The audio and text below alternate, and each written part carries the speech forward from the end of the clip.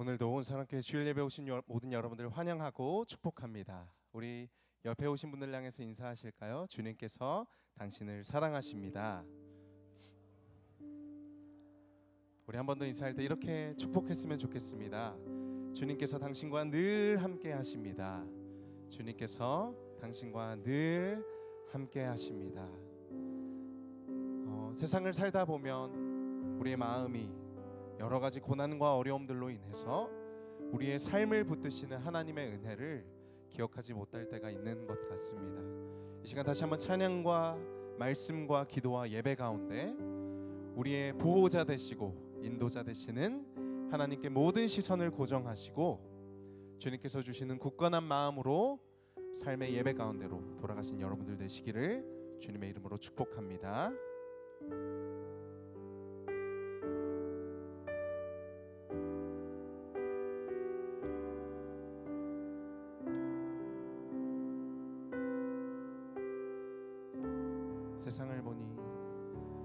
세상을 보니 그들이 증명하는 것 명예와 가진 재물과 힘과 자랑뿐이라 헛되고 허망한 것을 위하여 가장 귀한 주를 부인하니라. 주님을 믿고 주 안에 살아가는 것 얼마나 복된 일인지 증량할 수 없으니 주님을 알고 그 안에 살아가는 것 가장 귀한 주를 경험하리. 하늘의 것을 구하게 하소서. 영원한 것을 놓치지 않으리. 주님의 말씀 내 삶의 능력 되시니 나 주를 믿어 그의 뜻 이루리. 내가 속한 곳 거룩해 하소서. 주님의 마음 놓치지 않으리. 주님의 삶을 이어갈 증인이 되어 거룩한 주의 나라 세워가리. 하늘의 것을 구하게 하소서. 영원한 것을 놓치지 않으리. 주님의 말씀 내 삶의 능력 되시니 나 주를 믿어 그의 뜻 이루리. 내가 속한 곳 거룩해 하소서. 주님의 마음 놓치지 않으리. 주님의 세대 믿음이 여달 증인이 되어 거룩한 주의 나라 세워가리. 거룩한 주의 나라 세워가리.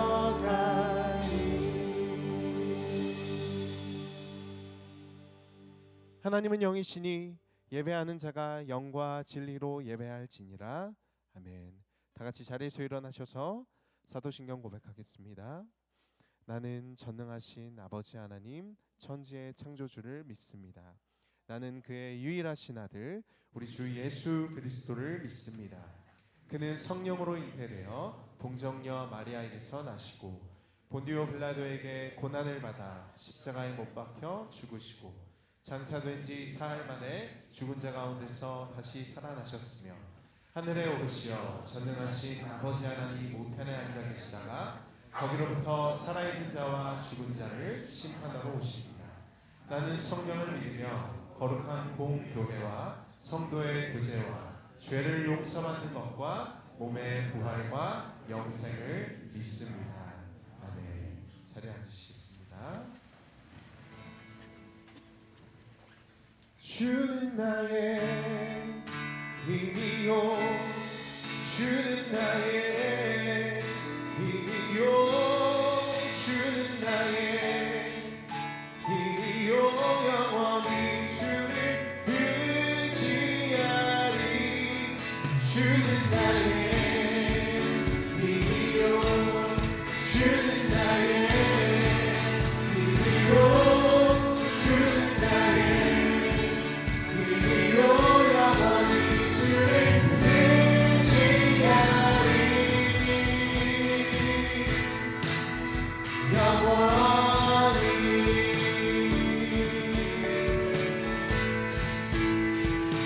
우리 함께 고백합시다. 하늘 위에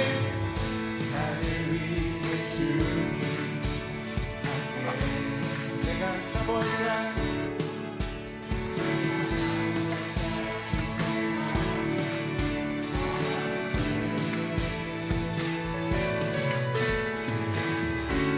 내 맘과 힘을 이룰 수 없네.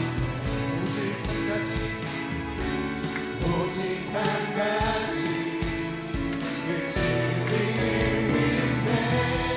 주는 나의 힘이요, 주는 나의 힘이요, 주는 나의 힘이요, 영원히 주를 의지하리. 주는 나의 힘이요, 주는 나의 힘이요, 주는 나의 힘이요, 영원히 주를 의지하리. 영원히.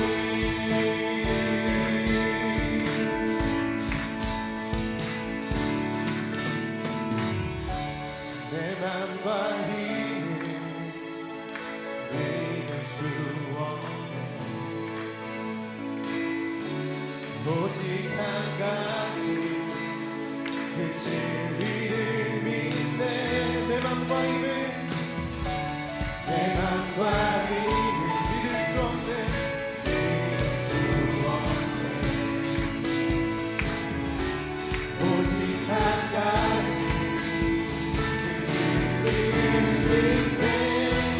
주는 나의 힘이요, 주는 나의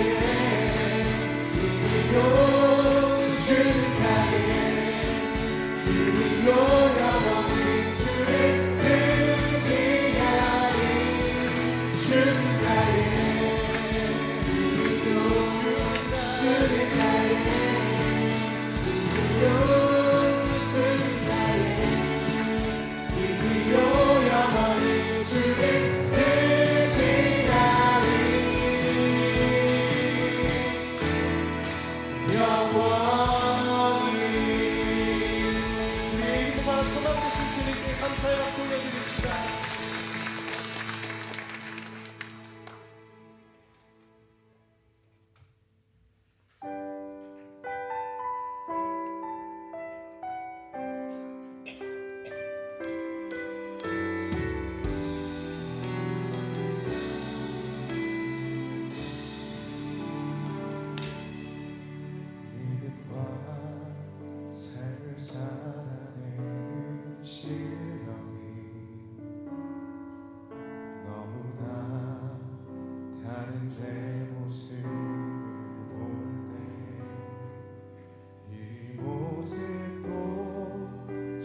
사랑하실까. 자신 없는 내 모습 그저 주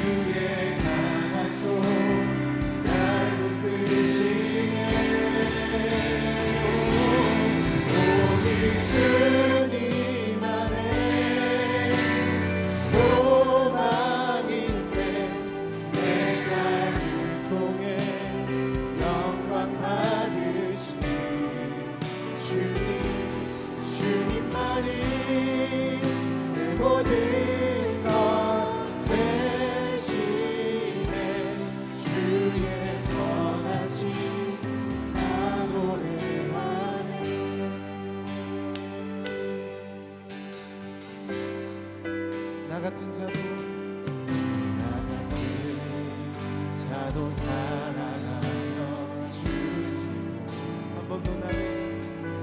한 번도 나를 떠나지 않으셨네.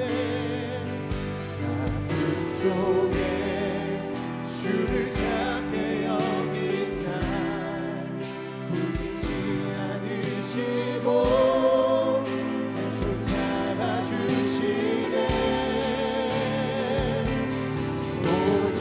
주님 안에 두려움 없는 고난을 통해 날 만드시는 은혜 주님만이 내 모든 것 대신에 주의 강한 손 날 붙드시네.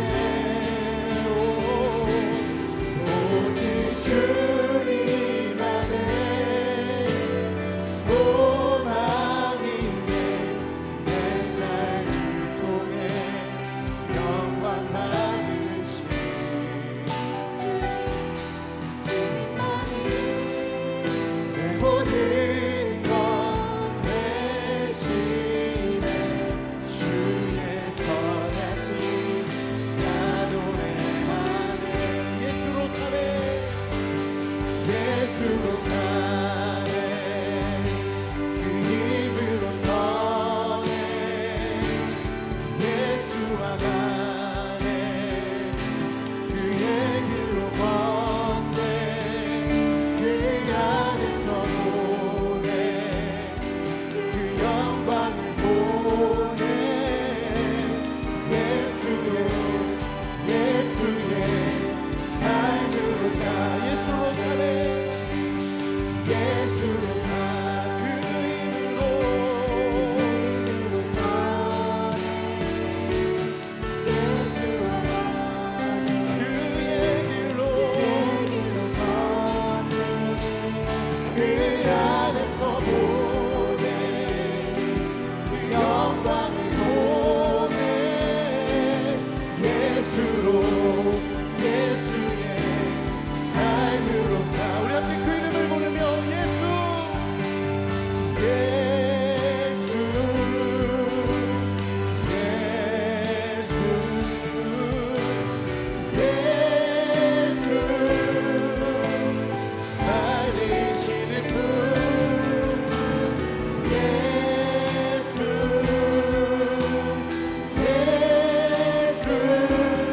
예수로 예수의 삶으로 사네. 예수로 사네. 예수로 사네. 그 힘으로 가네. 예수와 가네. 그의 길로 가네. 그 안에서 보네. 그 영광을 보네.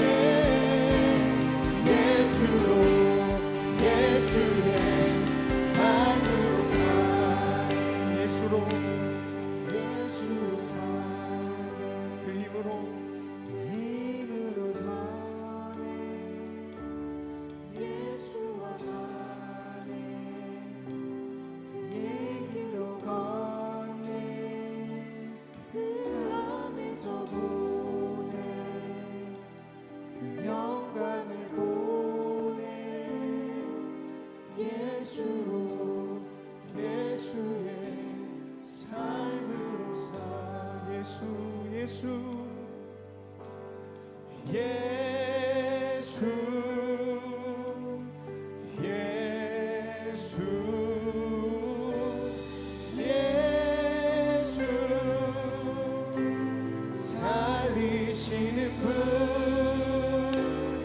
예수 예수로 예수의 삶으로 사네. 하나님 오늘도 예배하는 가운데 주 예수의 길로 우리에게 주님의 영광을 보게 하여 주시옵소서. 우리 주 예수 살리시는 분 그 주님을 믿음의 눈으로 바라보게 하여 주시옵고, 예수가 주시는 힘으로, 그분의 능력으로 그분의 길을 걷는 우리의 삶이 되게 하여 주시옵소서. 오늘도 우리에게 말씀하실 주님을 기대하며 함께 주님 앞에 기도하며 나아가겠습니다.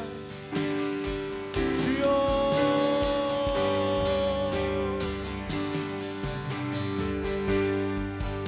하나님, 우리가 예수로 살기를 원합니다.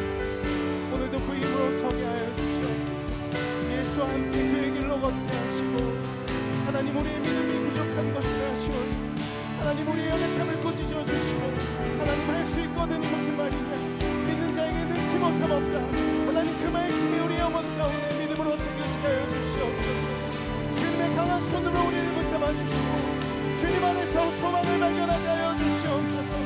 주님이 우리의 모든 것 되시고, 하나님, 선한 길로 우리를 인도하사 하나님의 영광을 보게 하시고, 할 수 없고 보이지 않는 길 가운데에도 주님과 함께 주님의 손을 붙잡고 걸어가게 하여 주시옵소서.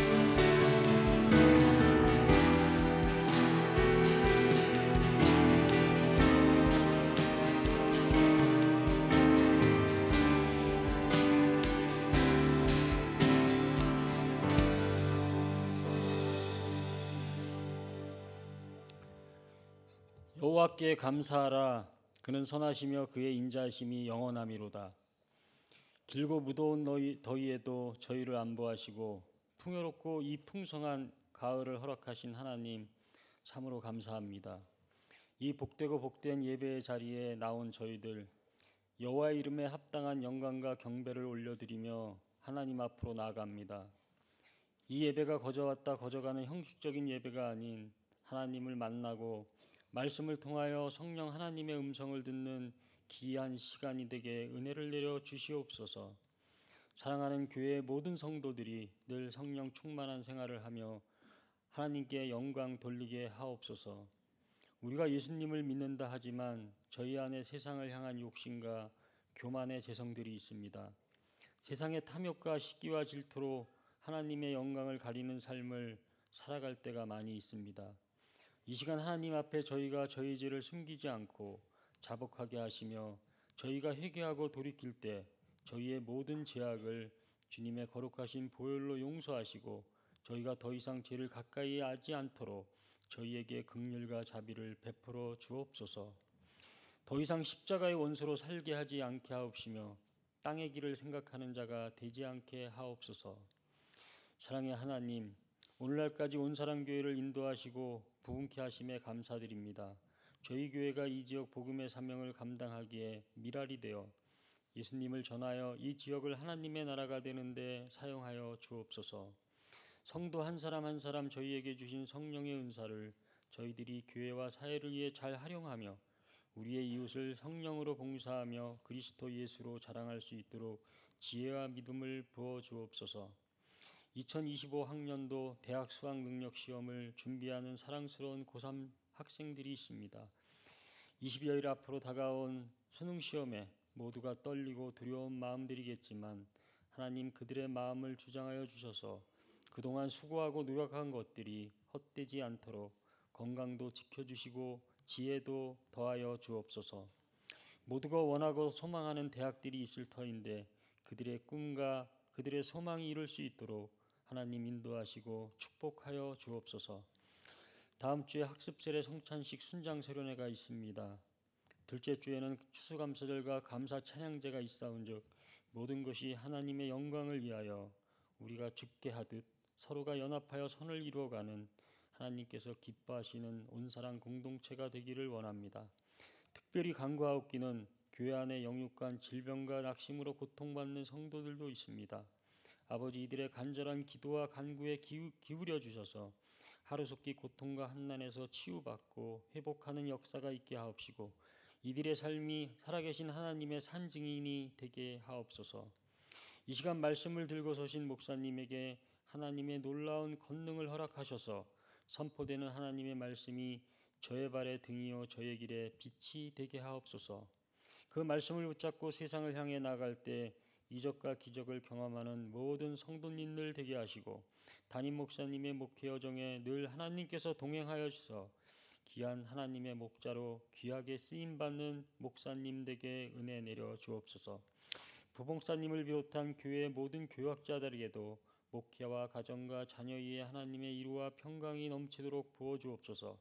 이 예배를 위하여 교회 각 처소에서 수고하는 손길들이 많이 있습니다. 교사로, 영접부서와 주방봉사로, 차량과 주차봉사로, 또한 방송 등 묵묵히 맡은 자리에서 헌신하는 손길들을 하나님 기억하여 주옵소서. 찬양으로 하나님께 영광 돌리는 찬양대의 찬양을 기뻐 받으시고 이 예배의 자리가 더욱더 은혜가 넘쳐나게 하옵소서.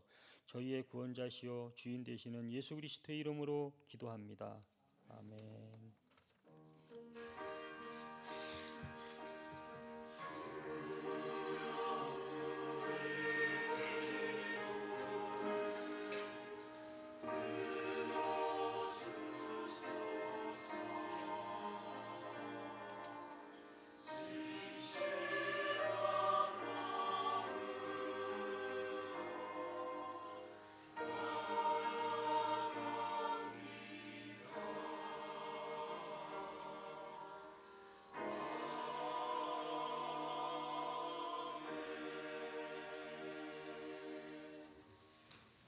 오늘 말씀 함께 보겠습니다. 다니엘서 7장 1절에서 14절 말씀입니다. 다니엘 7장 1절에서 14절 말씀을 한 절씩 교독하겠습니다.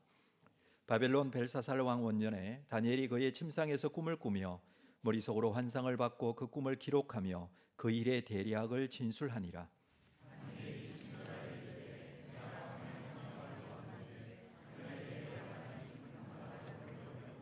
큰 짐승 넷이 바다에서 나왔는데 그 모양이 각각 다르더라.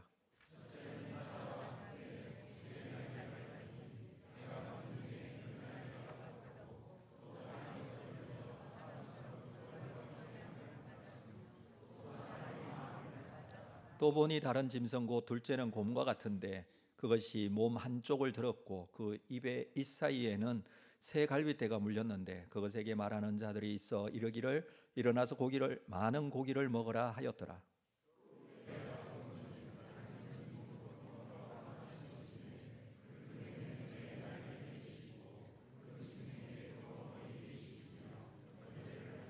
내가 밤 환상 가운데에 그 다음에 본 넷째 짐승은 무섭고 놀라우며 또 매우 강하며 또 쇠로 된 큰 이가 있어서 먹고 부서뜨리고 그 나머지를 발로 밟았으며 이 짐승은 전에 모든 짐승과 다르고 또 10뿔이 있더라.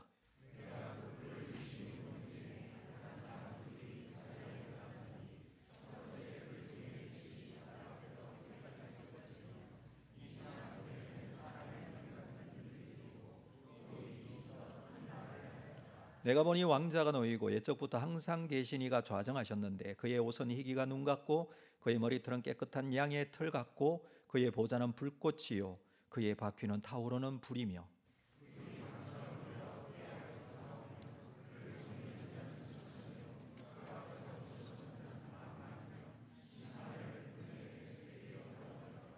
그때에 내가 작은 불이 말하는 큰 목소리로 말미암아 주목하여 보는 사이에 짐승이 죽임을 당하고 그의 시체가 상한 바 되어 타오르는 불에 던져졌으며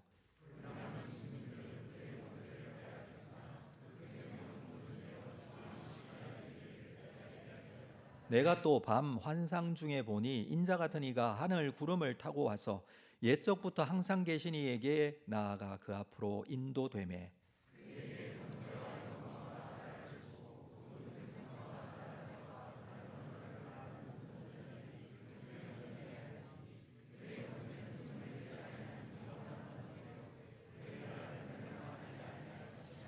아멘. 준비하시는 헌금 하나님께 드리겠습니다.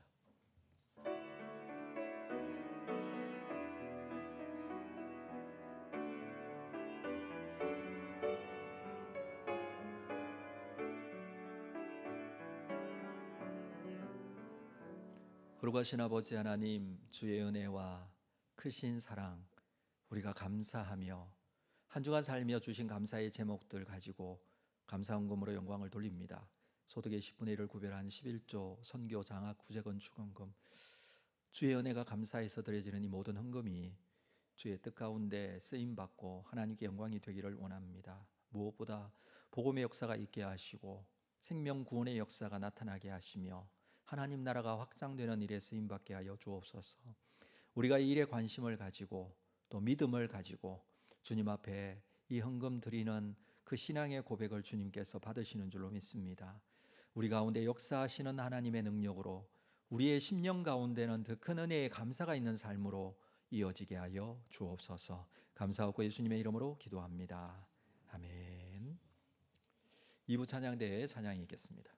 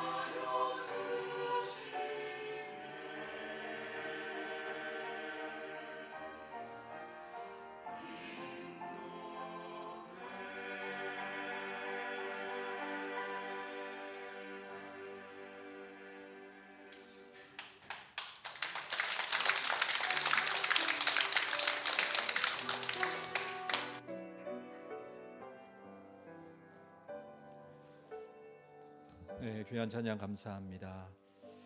오늘 찬양 좋으셨죠? 네, 우리 찬양대원들 서로 옆 사람에게 그렇게 한번 오늘 좋았어요. 이렇게 한번 시작. 네, 좋았어요. 아주 좋습니다. 하나님께서 우리에게 이런 신앙의 고백을 갖게 해주셔서 너무 감사합니다. 오늘 교회 소식 나누겠습니다. 주보에 있는 내용들 여러분 확인해 주시기를 바랍니다. 교육 및 훈련 과정 확인하시고 잘 참여해 주십시오. 특별히 모임 중에 우리 2025 캄보디아 단기 선교 예비 모임 있습니다. 반드시 참여해 주셔야 합니다. 그리고 학습 세례 교식이 다음 주에 있습니다. 문답은 토요일 날 이번 주 토요일 오후 4시에 있습니다. 다음 주는 성찬식이 있습니다. 우리 성찬식을 기도하는 마음으로 한 주간 잘 준비하셔서 참여해 주시기를 바랍니다. 둘째 주일은 추수감사주일이고요. 둘째 주일 2부 예배 때에는 온가족 예배로 드립니다. 1부 예배는 정상적으로 1부 예배 드리고요. 2부 예배는 교회 학교까지 우리 아이들과 함께 가족이 모여서 함께 예배 드리고 3부 예배는 따로 드리지 않지만 1시 30분에 기관별 찬양제, 감사 찬양제로 하나님께 영광을 돌리겠습니다. 우리 함께 해주시기를 바랍니다. 이번 주부터 또 다음 주 2주간에 걸쳐서는 주일 사랑방 모임은 하지 않고 우리 기관별로 찬양 준비하는 시간 갖겠습니다. 참고하시면 되겠습니다. 사랑방 편성되시는 분들 그리고 온사랑 아기 성품학교 제2기 모집 광고 자세히 보시고 어려움이 없이 잘 진행되기를 바랍니다. 다음 주일 11월 3일입니다. 주일 예배 후에 순장 수련회가 시작이 됩니다. 우리 순장들은 다 참여해 주시기를 바랍니다. 새로운 가족도 있는데 얼굴 확인하시고 좀 환영해 주시고 또 축복해 주시면 감사하겠습니다. 오늘 주님 앞에 나온 여러분 모두를 주의 이름으로 환영하고 축복합니다. 잘 오셨습니다. 사랑합니다. 축복합니다. 우리 앞뒤 좌우로 서로 한번 인사하겠습니다. 사랑합니다. 축복합니다. 잘 오셨습니다. 네, 오신 모든 분들 정말 환영하고 축복합니다. 자, 오늘 말씀 좀 나누도록 하겠습니다. 제목은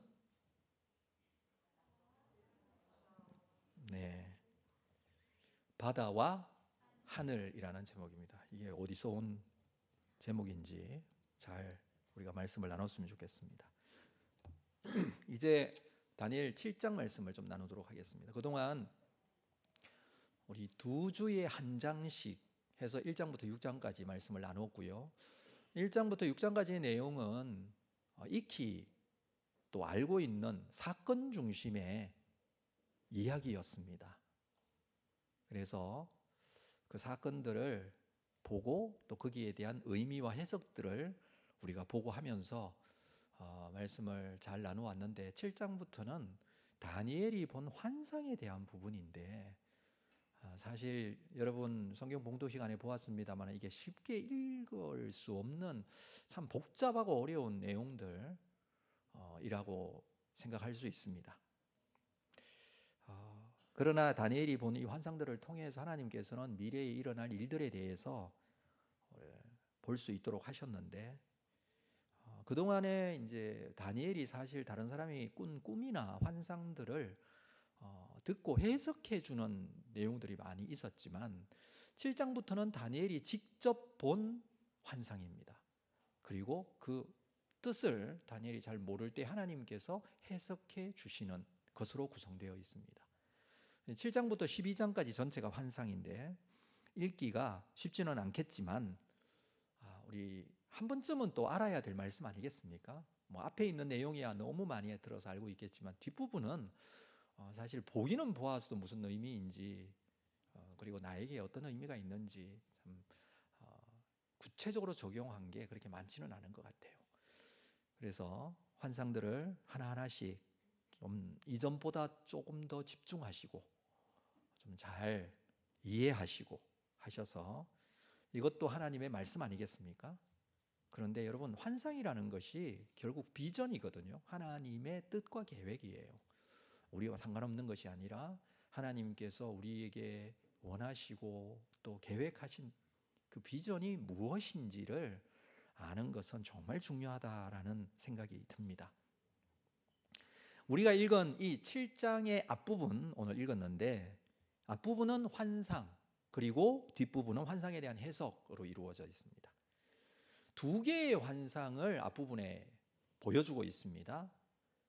2절부터 8절까지가 첫 번째 환상이고, 이것은 바다를 중심으로 일어나는 환상. 두 번째 9절부터 14절까지는 하늘을 중심으로 일어나는 환상. 그래서 여러분 꼭 기억하셔야 될 건 이건 잊어버리시면 안 돼요. 바다와 하늘. 첫 번째 환상은 어디에서? 주무시는 거 아니죠? 자, 순간 제가 당황했습니다. 자, 첫 번째 환상은 어디에서? 바다에서. 두 번째 환상은 어디에서? 하늘에서. 네, 자칫 잘못하면 여기 이렇게 놓칠 수가 있어요. 집중 안 하면. 집에 두고 온 다른 걸 생각하면 안 돼요. 지금은. 자, 그래서 첫 번째는 바다를 중심으로, 두 번째는 하늘을 중심으로 일어난 환상이다. 이것만 기억하시면 이해하는데 굉장히 큰 도움이 있습니다. 자, 한번 볼까요? 이 환상은 언제였는지 1절 말씀 같이 읽겠습니다. 천천히 시작. 바벨론 벨사살 왕 원년에 다니엘이 그의 침상에서 꿈을 꾸며 머릿속으로 환상을 받고 그 꿈을 기록하며 그 일의 대략을 진술하니라. 좀 이상하지 않습니까? 벨사살 왕 원년에 환상을 받았다 그랬습니다. 자, 벨사살 왕은 5장에 나와요. 5장에 바벨론이 멸망할 당시에 죽임을 당했다라고 했고요.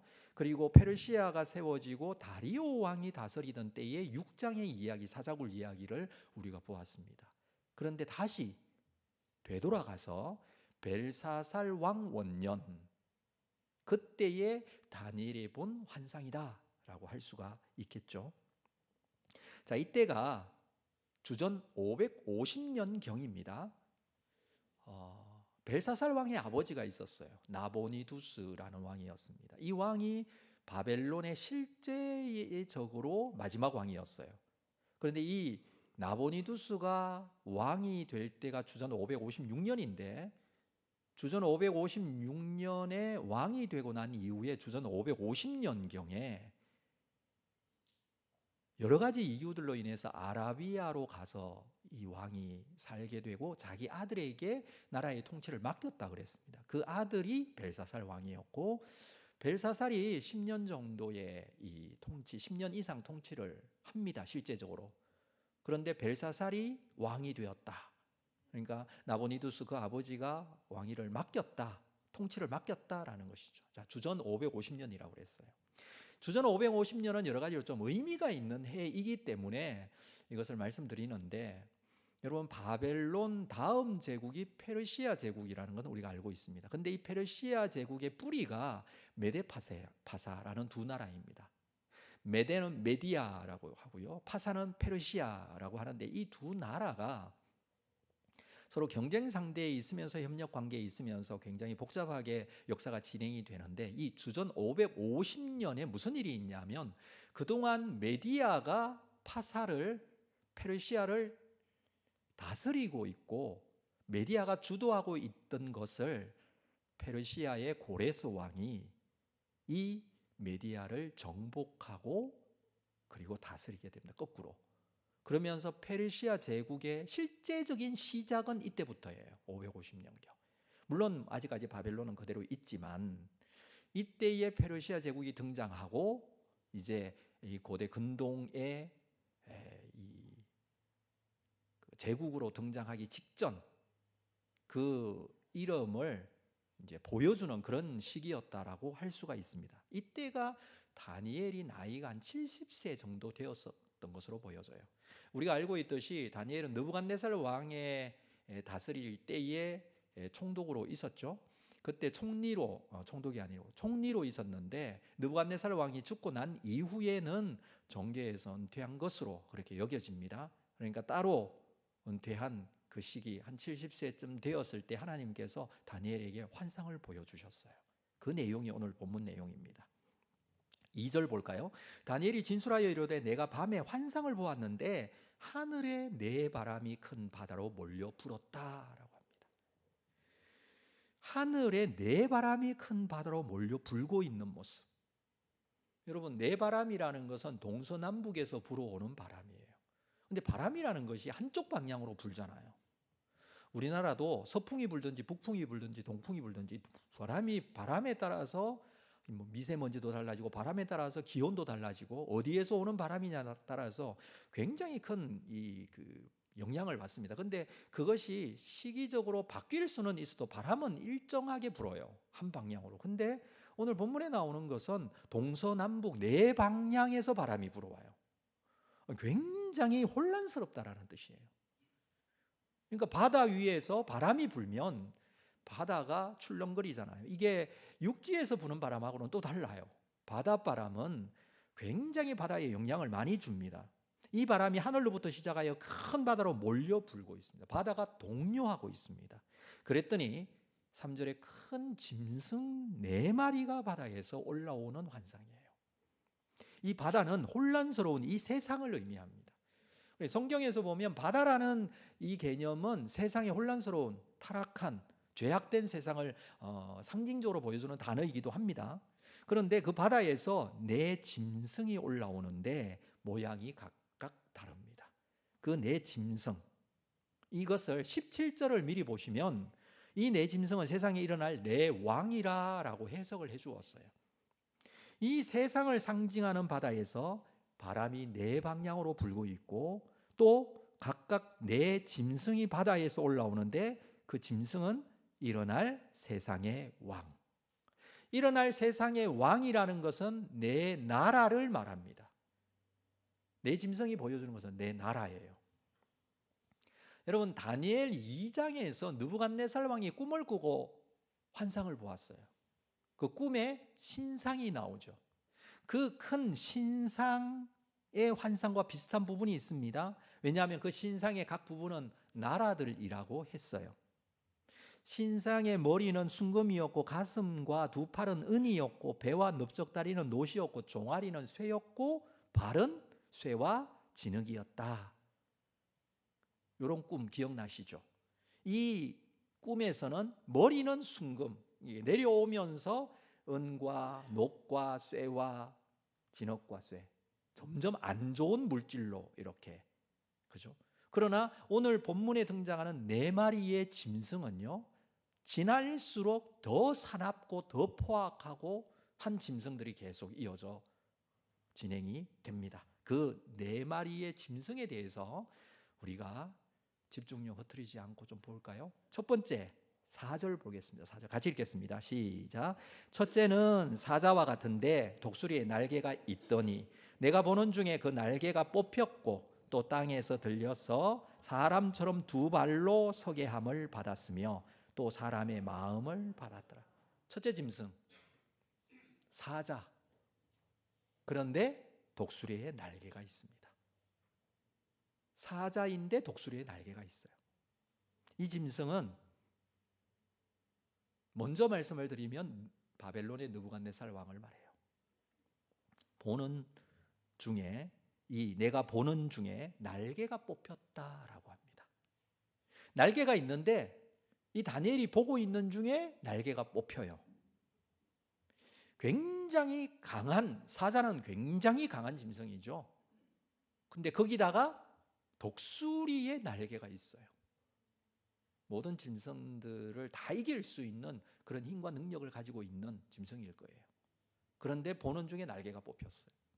날개가 뽑혔다는 것은 느부갓네살이 교만할 때 하나님의 심판을 받아서 완전 정신병자로 7년 동안 살아가는 그런 시간들이 있었어요. 우리 앞에서 살펴본 내용인데, 느부갓네살은 많은 사람의 어떤 마음을 받을 정도로 대단한 인물이었지만 그의 모습은 사자가 독수리 날개를 가지고 있는 모습이어도 그 날개가 뽑히는 그런 모습으로 해석을 할 수가 있습니다. 이게 첫 번째 짐승의 모습이에요. 그래서 이 첫 번째 짐승에서 말해주고자 하는 것은 바벨론 제국 그리고 느부갓네살, 이것을 설명하는 짐승이다라는 것입니다. 자, 두 번째 짐승을 보도록 하겠습니다. 5절. 다른 짐승이 또 나타나는데 둘째는 곰과 같다. 곰과 같다라고 했습니다. 그것이 몸 한쪽을 들었고 그 입의 잇사이에는 새 갈빗대가 물렸고 그것에게 말하는 자들이 있어 이러기를 일어나서 많은 고기를 먹어라. 자, 둘째 짐승은 페르시아 제국을 의미합니다. 그런데 이 곰과 같은데 그것이 몸 한쪽이 들려 있어요. 이 들려 있다라는 것은 보기에 따라서 정면에서 보면 앞쪽으로 이렇게 내밀어지는 모습이기도 합니다. 이게 무슨 뜻이냐면 페르시아는 두 나라에서 출발했다 그랬죠. 메데 파사라고 그랬어요. 그런데 페르시아가 메데를 다스리게 된 때라고 그랬잖아요. 그 모습이 바로 이 모습이에요. 몸을 한쪽이 들렸다. 그냥 단순하게 들린 것이 아니고 앞으로 전진하는 그런 모습입니다. 그런데 이 제국이 입의 잇사이에 새 갈빗대가 물려 있어요. 세 개의 갈빗대를 물고 있다라는 것은 다른 짐승들을 죽이고 빼앗고 입에 물고 있는 모습으로 상징할 수 있습니다.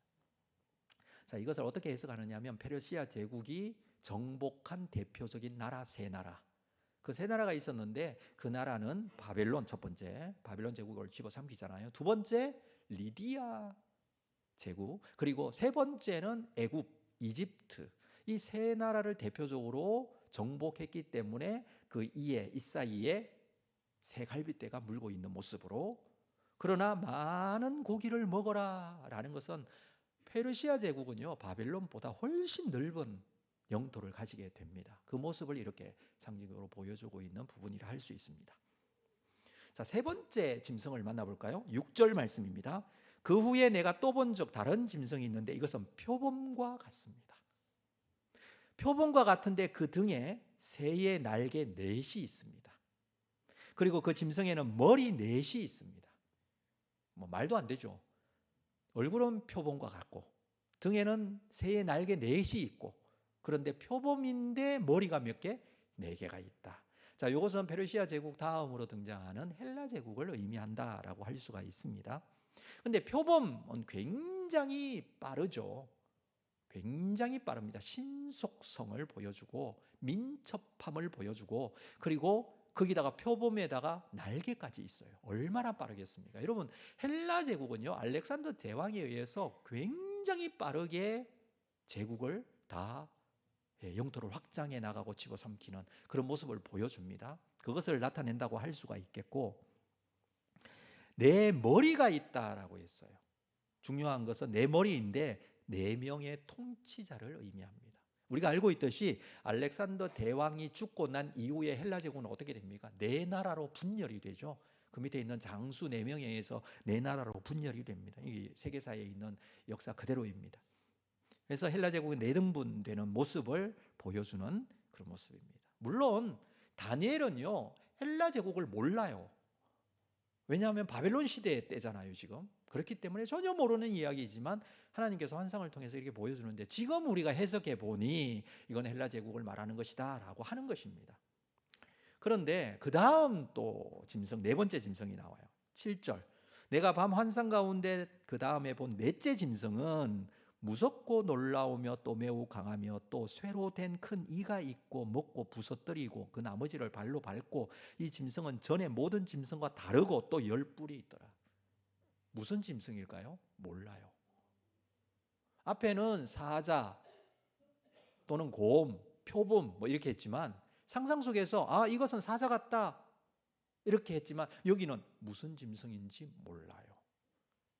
제가 이걸 찾아보니까 어떤 사람은 그림을 그려놨는데 사자 그림, 곰 그림, 또 뭐 표범 그림 그리긴 했지만 여기 4째 짐승을 어떻게 그렸을까요? 어떤 사람은 공룡으로 그리고요, 어떤 사람은 용으로 그리고요, 어떤 사람은 말도 안 되는 모습으로 그리고요, 막 그랬어요. 그러니까 이건 모르는 짐승이다. 다니엘이 봤을 때는 이게 무슨 짐승인지 잘 모르겠다라는데 어떻습니까? 굉장히 강하고 무섭고 놀랍고 막 그래요. 근데 그 쇠로 된 이가 있어요. 먹고 부서뜨리고 발로 밟아버립니다. 이 짐승은 전의 짐승과 전혀 달라요. 너무 강력해서. 자, 이 짐승의 특징은 무엇입니까? 10개의 뿔이 있어요. 뿔이 10개나 있습니다. 자, 8절, 내가 그 뿔을 유심히 보는데 다른 작은 뿔이 그 사이에서 나타납니다. 10개의 뿔이 있고 그 사이에서 작은 뿔이 돋아나요. 돋아나는데 첫 번째 뿔 중에 10개 중에 셋이 그 앞에서 뿌리까지 뽑힙니다. 그러니까 3개의 뿔이 뒤집어지면서 없어지면서 작은 뿔이 올라옵니다. 이 작은 뿔에는 사람의 눈 같은 눈들이 있고 또 입이 있어 큰 말을 하였다라고 합니다. 점점 더 복잡해져요. 자, 중요한 것은 4번째 짐승은 상상도 되지 않는 짐승, 굉장히 강력하고 그리고 무섭고 놀랍고 강하고 설명을 그렇게밖에 할 수 없네요. 근데 중요한 것은 여기에 뿔이 있는데 10개의 뿔 중에 3개가 뒤집어지면서 작은 뿔이 올라와요. 이 작은 뿔은 눈이 있고 입이 있고 말을 합니다. 지혜롭다라는 거예요. 지혜롭다. 그만큼 힘이 있는 제국이 그 다음에 일어날 것이다. 무슨 제국일까요? 로마 제국을 말합니다. 물론 이건 해석이에요. 이게 후대 사람들이 해석한 거죠. 로마 제국을 말합니다. 이 짐승은 로마를 의미한다.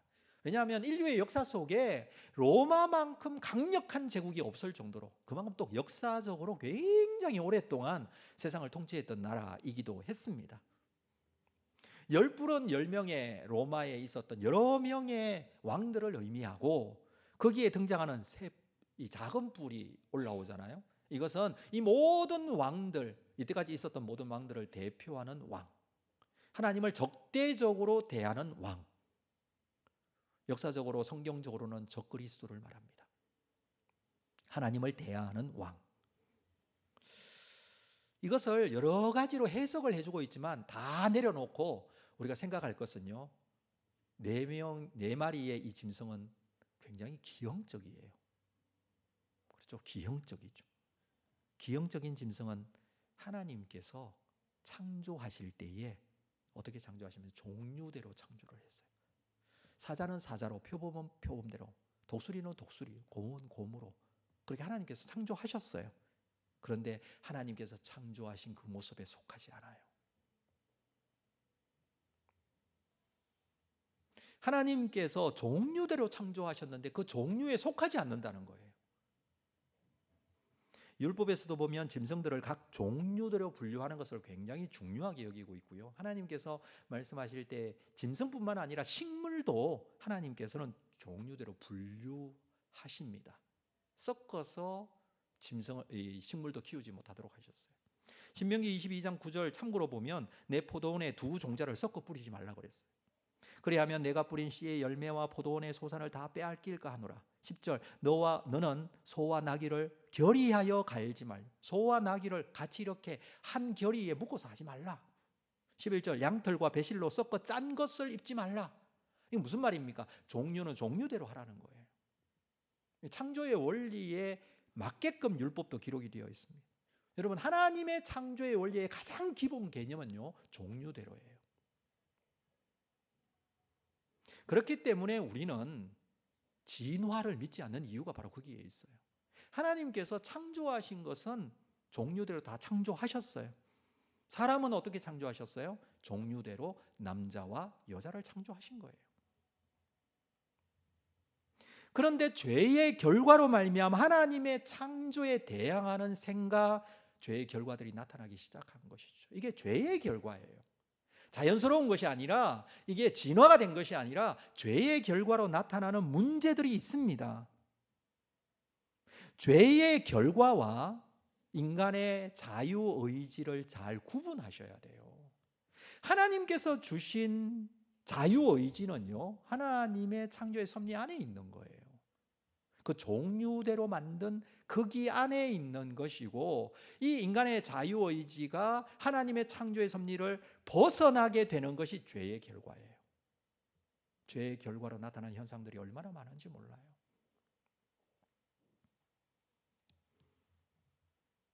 이것을 보면 본문에 나오는 이 짐승들이 의미하는 가장 중요한 핵심이 무엇입니까? 이 짐승들은 거룩하지 못하고 하나님의 창조의 섭리를 넘어선 것이고 부정하다라는 겁니다. 모두 다 하나님의 창조의 섭리를 거스르고 있어요. 그만큼 이 짐승의 문제가 많아요. 죄의 결과로 나타나는 현상들이에요. 이것이 이 세상의 모습을 보여주는 모습. 바다를 중심으로 나타나게 되는 세상의 많은 왕들, 세상의 많은 제국들, 이 나라들, 하나님의 뜻에 대항하고 순종하지 못하면 이런 결과가 있습니다. 자, 이게 첫 번째 환상이라고 그랬어요. 두 번째 환상. 자, 9절 볼까요? 9절 이후에는 두 번째 환상입니다. 9절 같이 읽겠습니다. 시작. 내가 보니 왕자가 놓이고 옛적부터 항상 계시니가 좌정하셨는데 그의 옷은 희기가 눈 같고 그의 머리털은 깨끗한 양의 털 같고 그의 보좌는 불꽃이고 그의 바퀴는 타오르는 불이다. 어디에서 보여지는 환상일까요? 천상에서 보여지는 환상이에요. 옛적부터 항상 계신 하나님이 세상을 창조하시고 모든 것을 처음부터 보고 계시고 지켜보고 계시고 알고 계신 분, 하나님이시죠. 하나님이 왕좌에 좌정하고 계십니다. 이것은 바다도 아니에요, 땅도 아니에요, 천상이에요. 하나님의 모습은 어떻습니까? 옷의 희기가 눈 같고 머리털은 깨끗한 양의 털 같다. 말 그대로 순결의 절정을 보여주고 있는 부분이죠. 하나님은 선하십니다. 하나님은 어떤 어둠도 없습니다. 하나님은 전선하십니다. 이 모습을 이렇게 표현하고 있죠. 그런데 그의 보좌는 어떻습니까? 불꽃이 있고 타오르는, 바퀴는 타오르는 불이라고 표현하고 있습니다. 보좌는 불이 있다. 이 불은요, 두 가지 의미가 있어요. 첫 번째는 하나님의 나타남, 하나님의 현현을 말할 때에 불이라고 표현을 하고 있어요. 시내산에서 이스라엘 백성들이 하나님을 만납니다. 그때 하나님은 불로 임하십니다. 하나님의 나타나심이에요. 두 번째 불이라는 의미는 하나님의 심판을 의미해요. 불로 심판되어지는 모든 것을 태우는 그 불의 속성 때문인지 하나님께서는 심판의 의미로 불. 시편 97편 3절에 보면 불이 그의 앞에서 나와서 사방의 대적들을 불사르신다라는 표현이 나와요. 하나님의 심판을 말하죠. 자, 이 하나님의 보좌에는 불이 있는데 10절 볼까요? 오늘 본문 10절. 불이 강처럼 흘러 그 앞에서 나오며 그를 섬기는 자는 천천히요 그 앞에 모셔 선 자는 만만이며 심판을 베푸신다라고 해요. 그러니까 불이 심판을 베푸는데 그 주변의 수종들은 천사들이나 주의 종들이 천천히요 만만이다라고 합니다. 근데 마지막에 보면 책들이 펴 놓였더라. 10절 마지막에 그렇게 기록하고 있죠. 책들이 펴 놓였더라. 하나님께서 책을 펴놓고 심판을 시작하십니다. 11절. 그때에 내가 작은 뿔이 말하는 큰 목소리로 말미암아 주목하여 보는 사이에. 네 번째 짐승 중에 그 뿔들이 있고 그 뿔을 보는데 작은 뿔이 있다고 그랬는데 세 개의 뿔을 뒤집고 나오는 뿔이라고 그랬죠. 그 작은 뿔이 말을 해요. 근데 그 소리를 듣고 있는데 그 사이에 짐승이 죽임을 당해요. 이 넷째 짐승이 죽임을 당해요. 그리고 그의 시체가 상한 되어 타오르는 불에 던져집니다. 타오르는 불에 던져져요. 순식간에 일어나는 일이에요. 이 불은 하나님의 보좌에서 흘러나온 불이 아니고 다른 불이에요. 좀 헷갈리는데 여러분, 불이라는 이 단어, 성경에 기록하고 있는 이 단어가 보좌에 있는 불은 누르라는 불, 다른 단어예요. 그리고 지금 시체를 태우는 이 심판의 불은 애쉬라는 불이 다른 단어예요. 그러니까 이 일부러 다른 단어를 쓰는 것 같아요. 하나님의 보좌에 있는 불은 심판을 상징하지만 하나님의 거룩한 불이라면 시체를 태우는 심판의 불은 지옥의 불이에요. 심판의 불이죠. 중요한 것은 순식간에 이 일이 일어나고 있어요. 정말 대단한 짐승 아니었습니까? 무시무시한 강하고 강력하고 무섭고 이런 짐승이었는데 갑자기 죽임을 당하고 불에 던져져요. 하나님의 심판이 순식간에 일어나는 것을 말합니다. 여러분, 2장에서 우상, 신상에 대한 꿈을 느부갓네살이 꾸었을 때에 정말 대단한 신상이었죠. 굉장히 큰 신상이었고 이런 다른 물질로 이루어진 신상이었지만 손대지 않은 돌이 날아와서 발을 쳐버리니까 순식간에 다 무너져 없어지잖아요. 이게 순식간에 일어나는 심판이라는 의미예요. 자, 이 심판을 진행할 때에 하나님께서 뭐 하셨어요? 책을 펴놓으셨어요. 그럼 이 책은 뭘까? 우리 참고로 보겠는데 요한계시록 20장 12절에 이렇게 기록하고 있습니다. 계시록은 마지막 때에 일어날 일이잖아요. 자, 계시록 20장 12절. 또 내가 보니 죽은 자들이 큰 자나 작은 자나 그 보좌의 앞에 서 있는데 책들이 펴 있고 또 다른 책이 펴졌으니 곧 생명책이라. 죽은 자들이 자기 행위를 따라 책들에 기록된 대로 심판을 받습니다. 이 책은요, 하나님의 심판에 사용하시는 모든 자들의 행위대로 기록되어 있는 책. 여러분, 우리가 하나님 앞에 심판을 받는다는 것은 한 모든 일들에 대한 판단이에요. 하나님 다 알고 계세요. 그래서 처음부터 계신 분이에요. 그리고 그 책이 행위에 따라 심판을 받습니다. 20장 계시록 20장 15절에는 누구든지 생명책에 기록되지 못한 자는 불못에 던져집니다. 그래서 생명책이라고 기록을 하고 있습니다. 자, 넷째 짐승과 작은 뿔이 굉장히 대단하게 등장했는데 갑자기 죽임을 당하니까 허무하기까지 합니다. 이들이 온 우주의 최고인 것처럼 떠들어대고 강력하게 역사되어지는 것 같았지만 심판이 임하니 말 한마디 없이 죽어버리고 맙니다. 인간의 교만이 이런 결과를 가져오는 것을 우리가 보게 되죠. 그리고 그 다음은 어떻게 됩니까? 12절. 그 남은 짐승은 그의 권세를 빼앗겼으니 그 생명은 보존되고 정한 시기가 이르기를 기다리게 되었다. 남은 3마리 짐승도 권세를 다 빼앗겨 버립니다. 그런데 그 생명이 보존되고 정한 시기까지 보존된다, 그런 의미죠. 이게 무슨 의미냐면 나라가 망하더라도 그 영향력이 남아있다는 거예요. 여러분, 바벨론이 멸망했다고 해서 페르시아 제국이 들어섰다고 해서 바벨론의 영향이 없는 것은 아니에요. 그 강력함과 문화들이 남아있거든요. 페르시아 제국이 망할 때에 페르시아 제국의 문화의 영향권이 헬라 제국에 그대로 남아있었어요. 여러분, 우리가 잘 알고 있듯이 헬라 제국이 멸망하고 난 이후에 로마 제국이 들어섰지만 로마 제국은 결국 헬라의 문명 위에 세워진 나라예요. 헬라의 그 언어, 헬라의 정신, 철학 그대로 남아 있잖아요. 이제 그 의미로 이렇게 표현을 하고 주고 있지만, 그렇지만 결국에는 어떻게 됩니까? 모두 다 이 세상의 나라는 이렇게 심판을 받게 된다. 결론적으로 그렇게 설명을 하고 있습니다. 중요한 것은 이 짐승이 죽고 난 이후에 무슨 일이 일어나느냐. 13절 말씀 볼까요? 같이 읽겠습니다. 13절 시작. 내가 또 밤 환상 중에 보니 인자 같은 이가 하늘 구름을 타고 와서 옛적부터 항상 계신 이에게 나아가 그 앞에 있는데, 누가 나타납니까? 인자 같은 이. 인자 같은 이가 무엇을 타고? 하늘 구름을 타고. 여러분, 굉장히 많이 보는 표현이죠. 예수님께서 제자들에게 인자가 하늘 구름을 타고 오는 것을 너희가 보리라고 말씀하셨어요. 마지막 때에 일어날 이 놀라운 광명을 여기서 이미 설명을 해주고 있어요. 14절 그에게 권세와 영광과 나라를 주고 그 모든 백성, 나라들과 다른 언어를 말하는 모든 자들이 그를 섬기게 될 것이며 그의 권세는 소멸되지 아니한 영원한 권세, 그의 나라는 멸망하지 아니할 것이라. 그의 나라는 멸망하지 아니하는 나라. 인자 같은 이가 오셔서 그 나라를 보여주시고 세우시고 그 나라에 속하게 하십니다. 자, 이 나라에 대해서도 다니엘 2장 44절에서 이미 말했어요. 뭐라고요? 이 여러 왕들의 시대에 하늘의 하나님이 한 나라를 세우시리니 앞에서 얘기했어요. 그죠? 이 왕들의 시대에 하나님께서 세우시는 나라가 있다. 영원히 망하지 않을 것이고 국권이 다른 백성에게 돌아가지 않습니다. 도리어 이 모든 나라를 쳐서 멸망시키고 영원히 설 것입니다. 여러분, 바벨론 제국이 있었어요. 페르시아 제국이 있었어요. 헬라 제국이 있었어요. 로마 제국도 있었어요. 다니엘 시대에는 바벨론 제국밖에 없었어요. 이후에 일어날 제국에 대해서는 무슨 말인지는 몰라요 지금. 그럼에도 불구하고 우리가 해석을 먼저 하고 지나왔는데 이런 나라들이 있을 거예요. 그 나라들의 특징이 다 있고 강력함이 다 있습니다.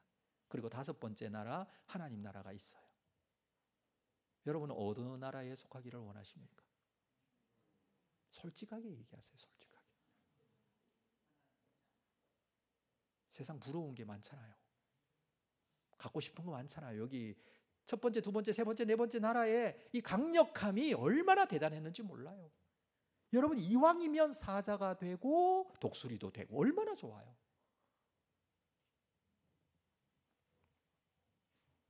하나님께서는 역사가 이렇게 진행되심에 대해서 지금 다니엘을 통해서 환상을 통해서 말씀해 주고 있습니다.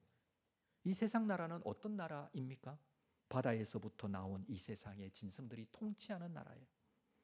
그런데 다 비정상적이에요. 무시무시한 짐승이지만 다 비정상적이에요. 이 세상의 권세와 능력을 보여주고 있지만 정상적이지 않아요. 하나님께서 창조하신 짐승의 모습은 없습니다. 하나같이 편의를 따라 이익을 따라 많이 가지고 잡아먹기 위해서 조합된 짐승이에요. 하나님의 창조의 섭리를 무시하고 인간의 이권만 남아있는 그런 모습이에요. 너무 경제적으로 너무 이익만을 생각하고 손익을 따져서 계산하는 그런 인간의 결과, 이 죄의 결과로 나타난 모습이라고 제가 말씀드렸는데, 죄의 결과가 어떻게 나타나요? 하나님의 창조의 섭리를 거스르는 것으로 나타나요. 하나님을 대적하는 나라예요. 두려워 보이고 무서워 보이고 강력한 세력을 가지고 있지만 우리는 이 나라에 살고 있어요. 이러한 세상에 살고 있어요. 그렇지만 하늘에서 이루어지는 하나님 나라의 모습, 하나님의 보좌로부터 하나님의 섭리와 역사가 나타납니다. 하나님께서 생명책을 열고 심판하십니다. 하나님의 심판이 있을 때 이 짐승들은 일순간의 심판을 받아요. 믿으십니까? 이 사실을 믿습니까, 여러분? 그리고 인자 같은 이 예수 그리스도께서 오십니다. 예수 그리스도를 통하여 구원의 놀라운 역사를 하나님께서 만들어 가십니다. 우리가 바라보는 것은 이 바다, 이 땅에서 이루어지는 강력함, 이 세상의 경제적인 논리로 이루어지는 모습, 이것이 아닙니다. 우리가 보는 것은 하나님, 그 하나님 나라, 하늘입니다. 눈을 열어서 하나님을 바라보시기를 바랍니다.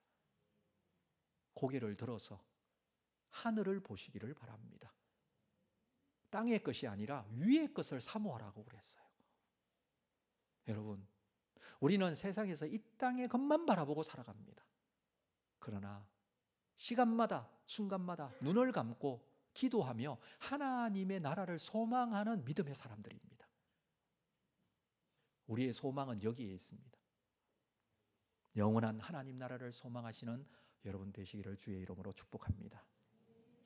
흔들리지 않는 믿음을 가지고 주님 앞에 붙들릴 때에 세상의 강력함이 우리를 도전하지만, 세상의 방법으로 우리를 유혹하지만, 그러나 세상의 방법이 아닌 하나님께서 주시는 산 소망 되신 예수 그리스도, 하나님께서 세우시는 그 나라를 소망하시면서 하늘의 것, 위의 것 소망하며 믿음으로 승리하는 여러분 다 되시기를 주의 이름으로 축복합니다. 우리 자리에서 다 일어나시겠습니다. 하늘의 것을 구하게 하소서. 이 찬양 드리면서 나가겠습니다.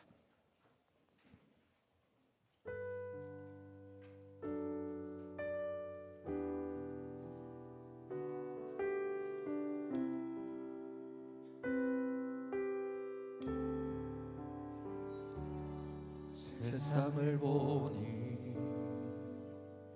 그들이 증명하는 것,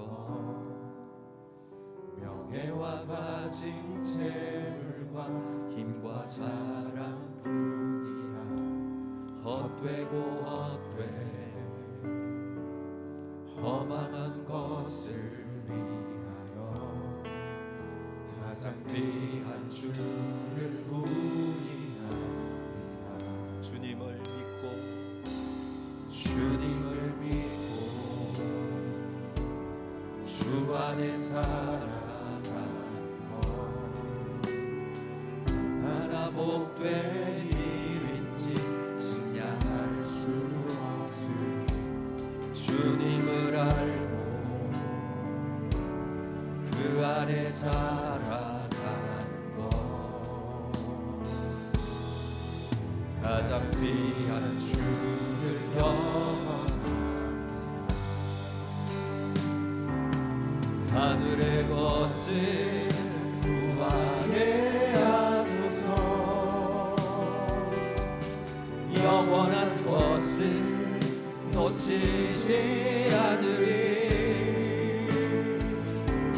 주님의 말씀 내 삶의 능력 되시니